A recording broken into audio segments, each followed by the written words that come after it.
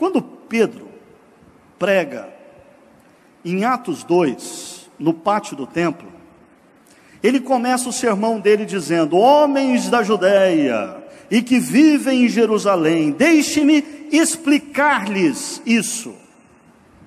Explicar, esclarecer.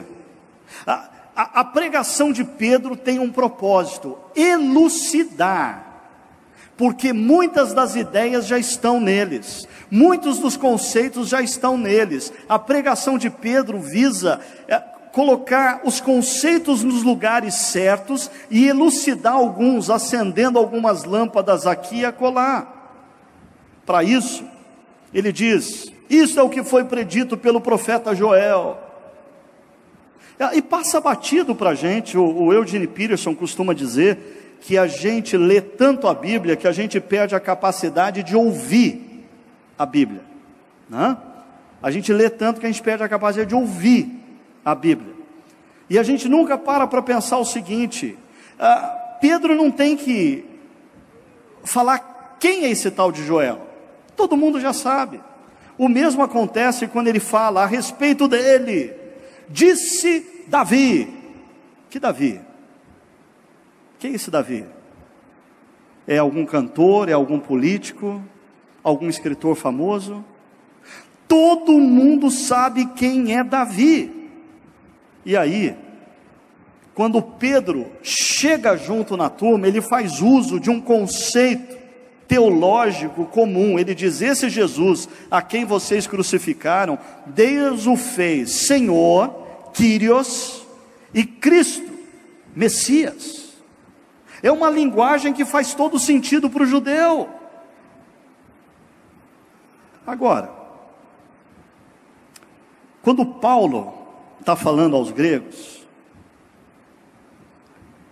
é interessante, olha como o discurso de Paulo começa: podemos saber que novo ensino é esse que você está anunciando?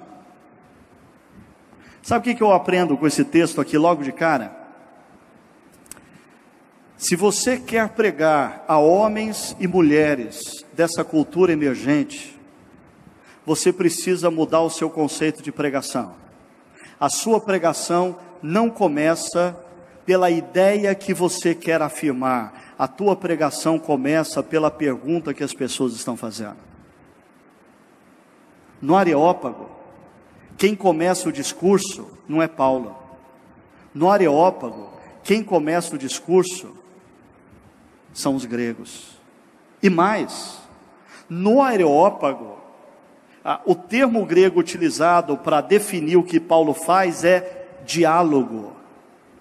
Paulo dialoga com o povo do Areópago.